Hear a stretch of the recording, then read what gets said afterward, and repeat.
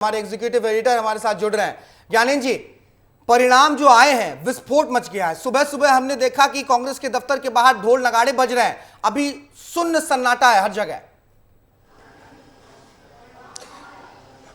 देखिए भारत, मैं इन चुनाव नतीजों के कुछ ऐसे पहलुओं पर बात करना चाहता हूं जो आम जनमानस के दिल पर, जहन पर बस जाए, घर कर जाए।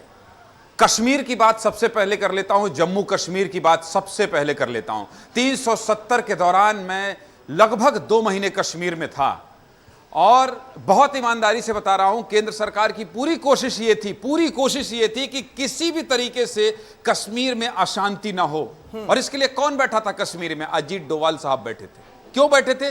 रात को ब्रीफिंग होती थी, अफसर आते थे और कहते थे कि ये देखिए कश्मीर में कितनी शांति है, इसको भी आप लोग कवर कीजिए, इसको भी आप लोग दिखाइए। भारतीय जनता पार्टी ने वो तमाम कोशिश की कि कश्मीर के आम जनमानस के दिलों में राज कर सके, लेकिन कश्मीर ने नकार दिया। और पीडीपी को इसलिए नकार दिया कि पीडीपी भारतीय जनता पार्टी के साथ सरकार बना चुकी थी।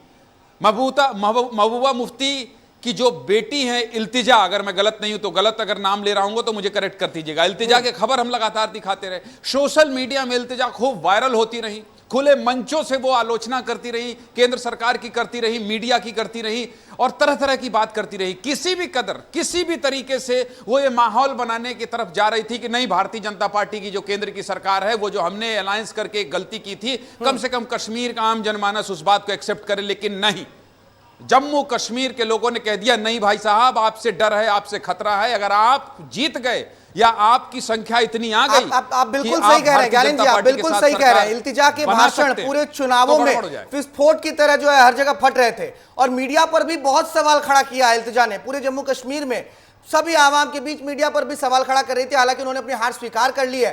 फारूक अब्दुल्ला ने कह भी दिया है कि उमर अब्दुल्ला मुख्यमंत्री होने वाले हैं। इस पर आपकी क्या टिप्पणी होगी? देखिए, ये तो अब फारूक अब्दुल्ला तो बनेंगे नहीं, ये तो बहुत सामान्य बात है कि और कौन होगा। और कांग्रेस को जाना ही पड़ेगा, कांग्रेस को जो फारूक अब्दुल्ला और उमर अब्दुल्ला चाहेंगे वहां जाना ही पड़ेगा। पुराने रिश्ते हैं, उसमें कोई बहुत बड़ी दिक्कत नहीं होगी। मैं जम्मू कश्मीर की बात पहले पूरी कर लूं, उसके बाद मैं हरियाणा पे आऊंगा। दोनों ही राज्यों पर मैं वो बात बताऊंगा जो मैं बहुत करीब से देखा हूं। दूसरी बात, तो जम्मू कश्मीर में इसलिए पीडीपी को बिल्कुल से जनता ने नकार दिया, वायरल हुई। अब मैं इसी सोशल मीडिया पर आऊंगा, भारत, इसी सोशल मीडिया पर आऊंगा जिस सोशल मीडिया ने भारत सूरज आपको भी सरमाथे पर बैठाया और रातों रात स्टार बना दिया और न जाने देश के कितने बड़े बड़े पत्रकारों ने आपके नाम का जिक्र किया। ये सोशल मीडिया कितना भ्रम फैलाता है, कितना लोगों को भ्रम में रखता है, ये आपको बता देता हूं। हरियाणा की तरफ आता हूं तो हरियाणा के जो नतीजे थे वो पहले दिन से आज वक्त बदल गया है, आज समय बदल गया है। आज ये जो सोशल मीडिया का परसेप्शन बनाया जाता है, ये सोशल मीडिया के आधार पर कितने लोग ट्विटर चलाते हैं, कितने लोग व्हाट्सएप पढ़ते हैं, कितने लोग फेसबुक या इंस्टा के आधार पर अपना मन बनाते हैं कि नहीं यार ये करना चाहिए। ऐसा होता नहीं है, जनता ऐसा सोचती नहीं है बिल्कुल। और यही हुआ हरियाणा में पहले दिन से जो सोशल मीडिया में कहा जा रहा था कि कांग्रेस तो एक तरफा जीत रही है, लेकिन याद कीजिएगा, जिस सोशल मीडिया का आज इस्तेमाल कांग्रेस कर रही है, इस सोशल मीडिया की चैंपियन रह चुकी है बीजेपी। 2014 की बात याद कीजिए आप। और आज धरातल में वो जो सोशल मीडिया का लाभ उठाना था, वो सोशल मीडिया का लाभ उठाया भारतीय जनता पार्टी ने। और आज जो आम जनता है, जो लाइन में लगकर वोट करती है, जनता चुनती है। हमारे आपके पास टाइम नहीं होता है, जो लोग ट्वीट करके ट्रोल करते हैं उनके पास टाइम नहीं होता है, जो लोग परसेप्शन बनाते हैं उनके पास टाइम नहीं होता है, वो चुनाव के दिन भी परसेप्शन बनाते रहते हैं। लेकिन आम जनता, मुझे याद है जब मोनू मानेसर का जिक्र कर रहा हूं मैं, जिंदा जला दिया गया था 2 लोगों को गौ तस्करी के आरोप में। उस समय मैं हरियाणा में था और तब भी उस गांव में खड़े होकर मैं ये नहीं कह पा रहा था कि मोनू मानेसर आरोपी है, हालांकि हमने कहा था, उस वक्त मैं दूसरे चैनल में था।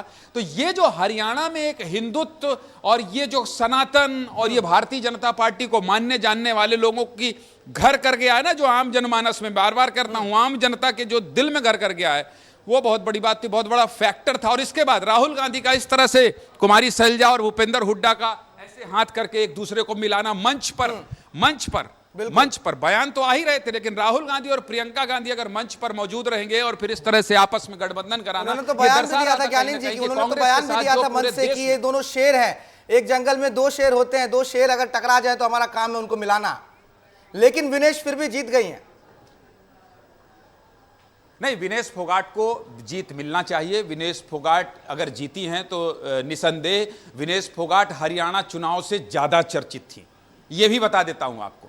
विनेश फोगाट में जब ओलंपिक में उनके साथ जो हादसा हुआ और उसके बाद पूरे देश की सिंपैथी थी, और विनेश फोगाट लगातार, हालांकि बहुत बयानबाजी ऐसी हुई, बहुत सारे लोग अब मीम बना रहे हैं, सब कुछ हो गए, लेकिन विनेश फोगाट की स्वीकारता थी। और विनेश फोगाट के साथ ये चुनाव का इमोशन नहीं जुड़ा था, माफ कीजिएगा, ये चुनावी इमोशन नहीं था विनेश फोगाट के साथ। देश की बेटी के साथ अपमान हुआ है, ये जो परसेप्शन था ना कि देश की बेटी का अपमान हुआ है, देश की बेटी के साथ गद्दारी हुआ है, तो ये उसका इनाम मिला है, मिलना भी चाहिए। विनेश फोगाट देश का नाम रोशन करने वाली खिलाड़ी हैं, उन्हें मिलना भी चाहिए। और अगर उस तरह से हतोत्साहित हुई वो, और इस तरह से जनता ने प्रोत्साहित किया, तो ये भी सर माथे में बैठाने वाला निर्णय है। बहुत शुक्रिया आपका भारत, मुझे इतना सुनने के लिए। बहुत बहुत बहुत शुक्रिया ज्ञानी जी, तमाम जानकारी हमसे साझा करने के लिए।